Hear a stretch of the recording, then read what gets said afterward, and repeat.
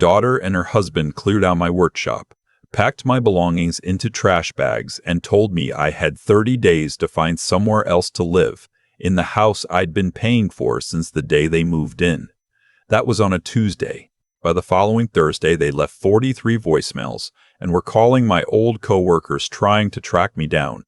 They thought they'd gotten rid of me. What they'd actually done was remind me whose name was on the deed. I'd spent 34 years working maintenance at a paper mill outside Harrisburg, Pennsylvania. Not glamorous work. Early mornings, mandatory overtime, summers that smelled like sulfur and wet pulp. But it paid steady, and I was careful with money the way my father had taught me.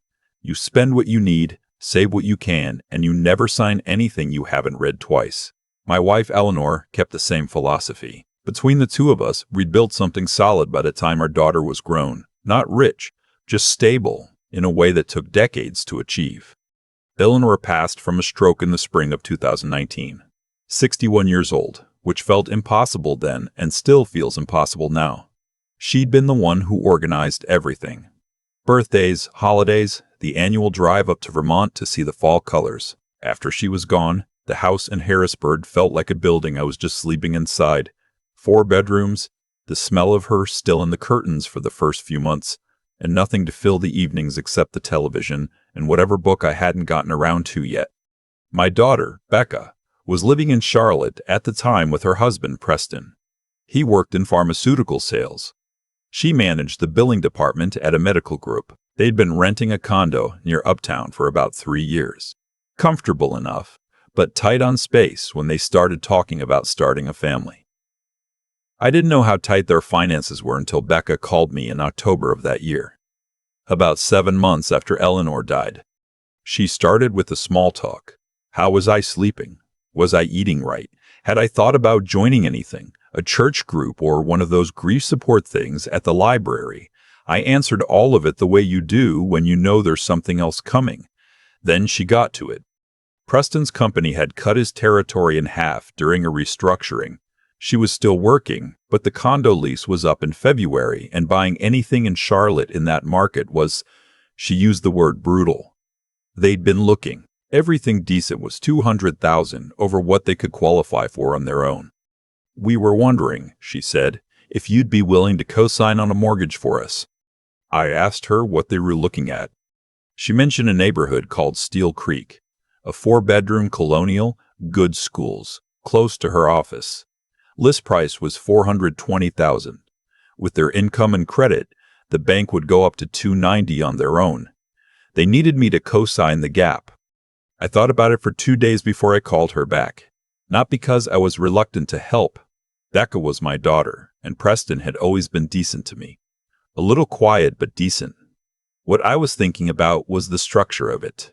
Co-signing meant my name on the loan, my credit on the line, my liability if something went sideways. I'd seen enough men at the mill get burned by handshake arrangements with family to know that good intentions and clean paperwork were not the same thing. When I called her back, I had a counter-proposal. Instead of co-signing their mortgage, I would buy the house outright, using savings, a refinanced property, and a small distribution from Eleanor's life insurance, and they would make monthly payments to me. We'd put it in writing, a real note, drafted by a real attorney, secured against the property. And I would move in with them. I wasn't asking to take over their house. I wanted my own space. The basement finished out for me. My workshop, my routines. But I'd be there. Present, part of something that wasn't just me, and 4 walls in Harrisburg. Becca called me back that same evening. She talked to Preston. They agreed. We'd love to have you there, Dad, she said. We want you close. I sold the Harrisburg house in late January of 2020, 3 weeks before the world shut down.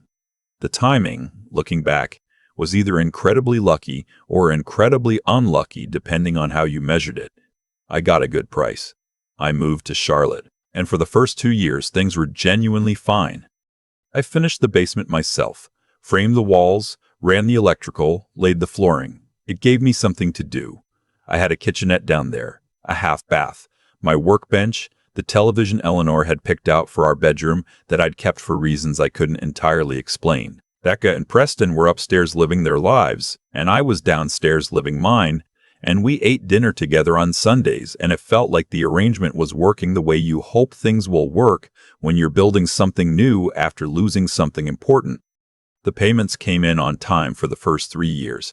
Then they started coming in late. Small gaps at first. A week, 10 days.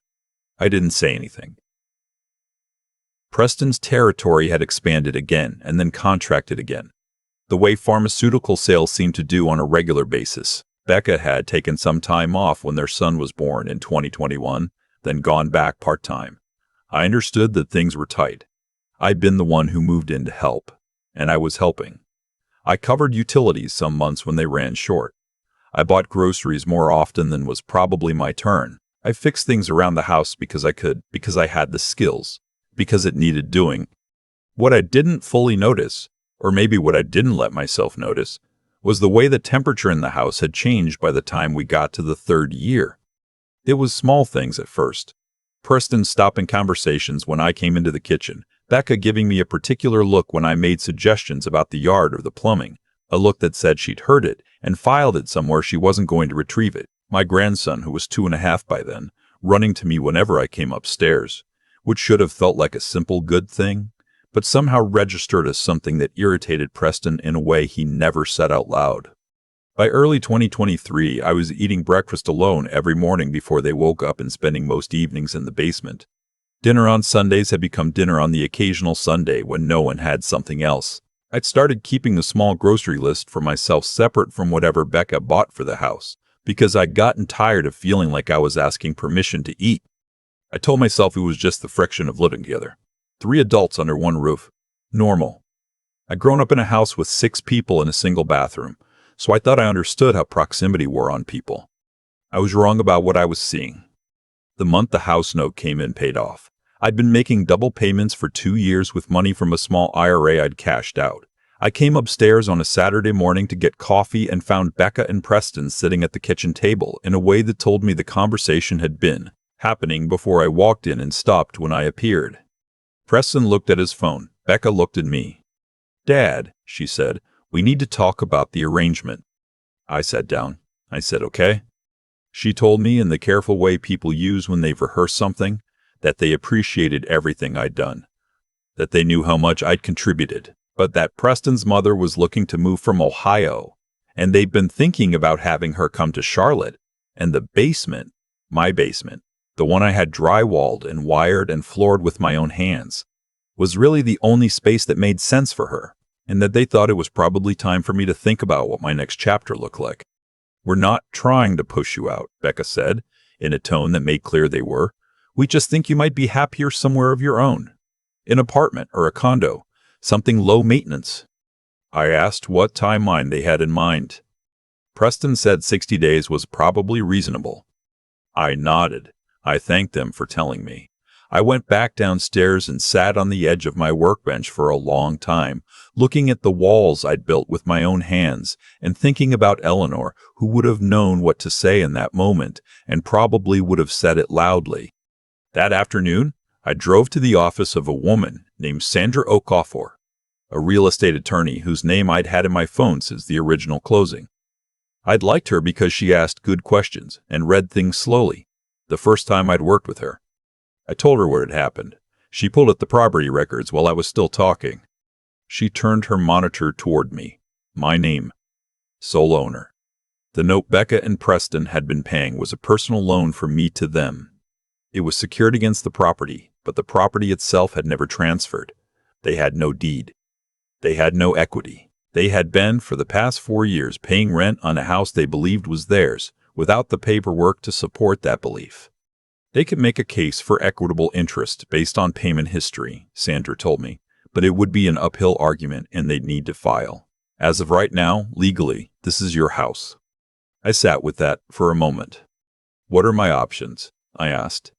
She laid them out the same way she'd read the documents, methodically, without editorializing. I could demand they vacate. I could renegotiate a lease with them and charge market rate. I could sell the property. I could do nothing and let things continue as they were. I already knew what I was going to do by the time she finished talking.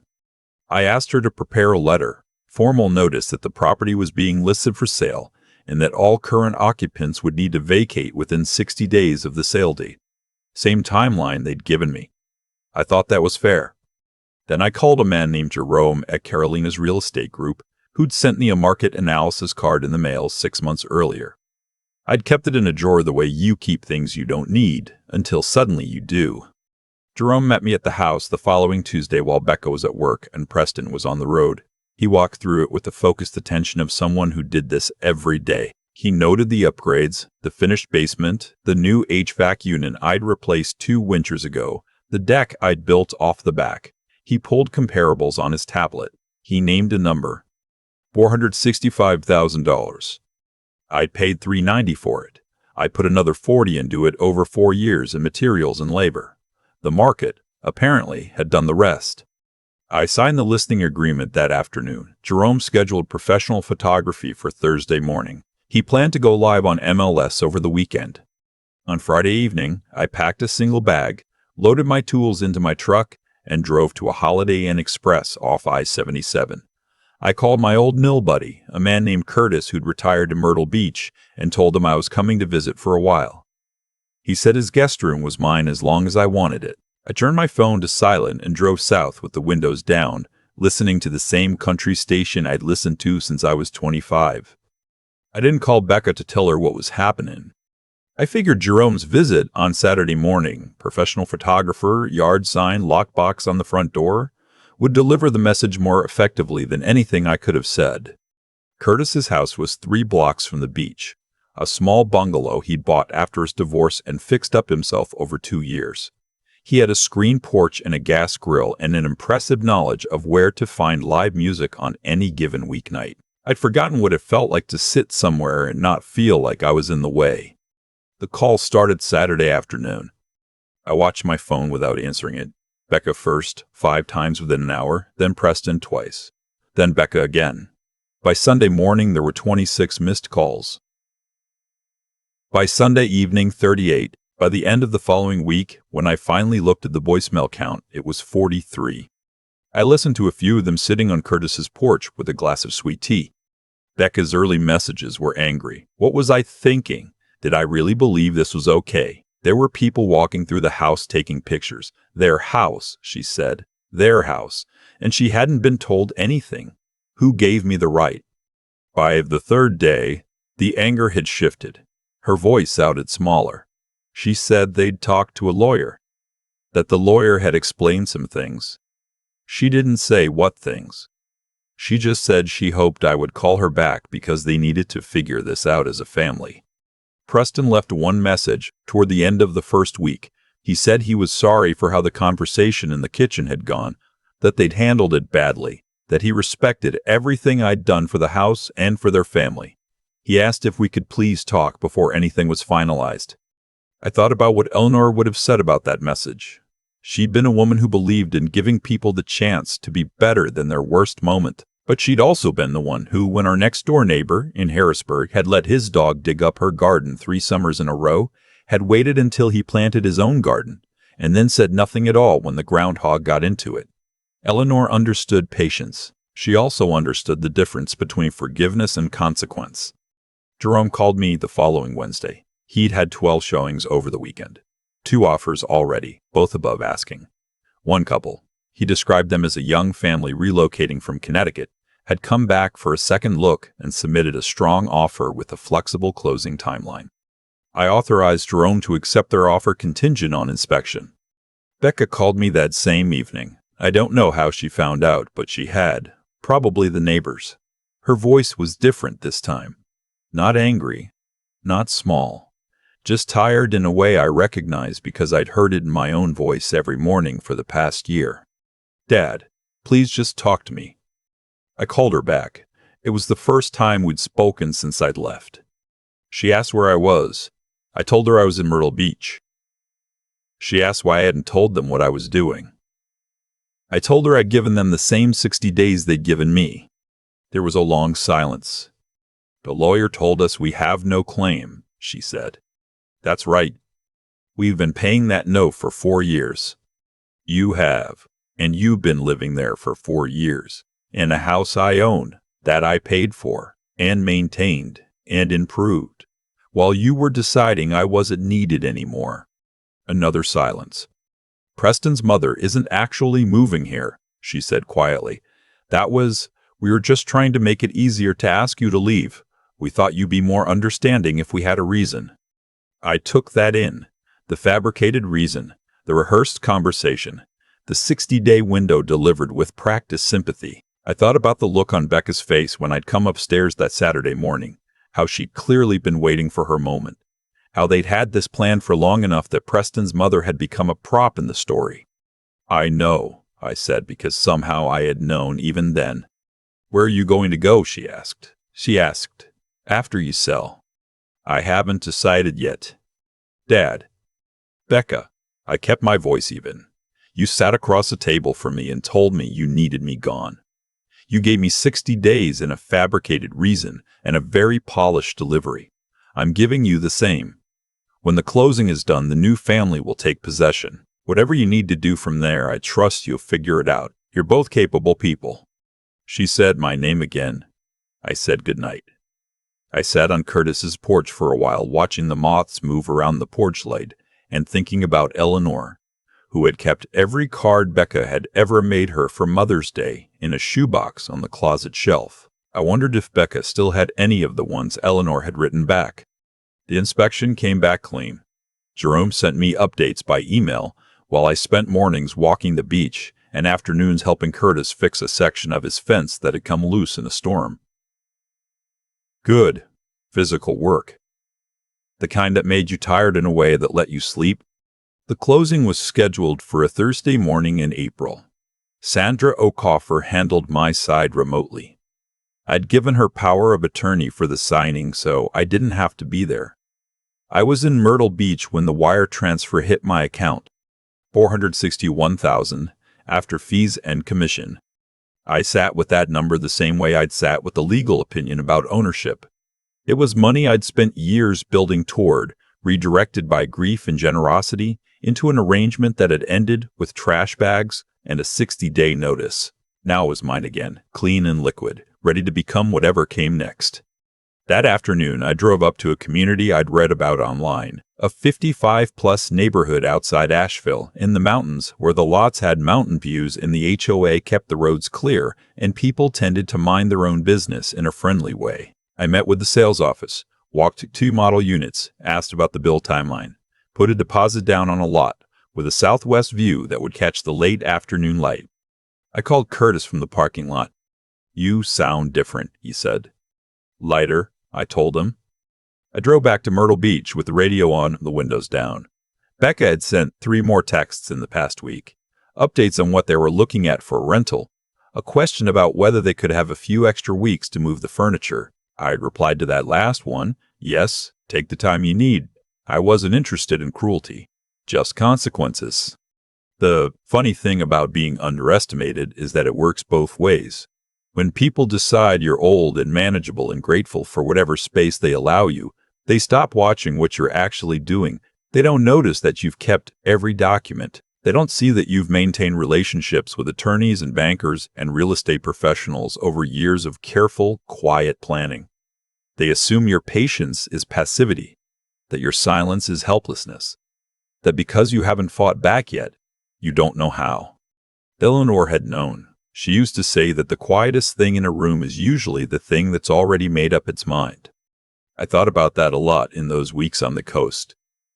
The way I'd sat in that basement for months, knowing something was wrong, making excuses, telling myself it was just the friction of proximity. I'd been wrong about that. But I hadn't been wrong about the paperwork. My new home in Asheville took 7 months to build.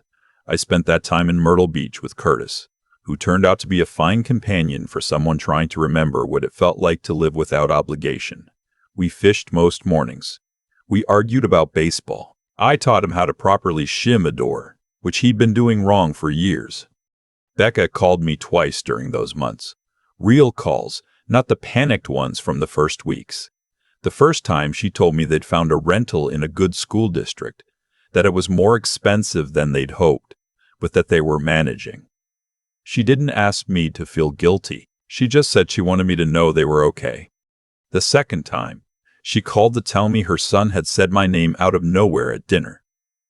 Just my name, for no reason, the way a 2-year-old will sometimes say a word they've been keeping in their mouth for a while, testing the sound of it.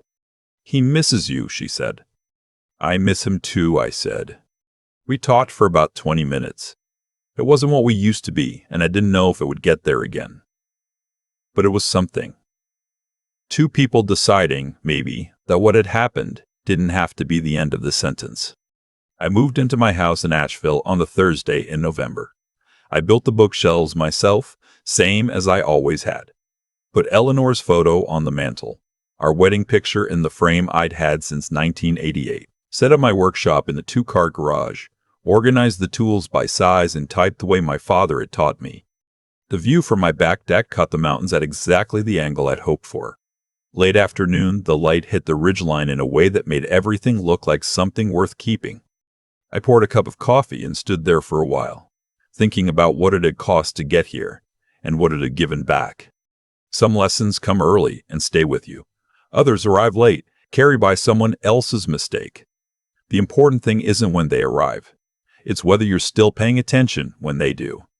I keep coming back to that Saturday morning in the kitchen, the way Becca was sitting when I walked in, the way the conversation stopped. I'd walked into that room 10,000 times over 4 years and never thought twice about it. It was a kitchen, it was morning, it was my house, and yet somehow I already knew, in the few steps it took me to reach the coffee maker, that something had shifted in a way that wasn't going to shift back.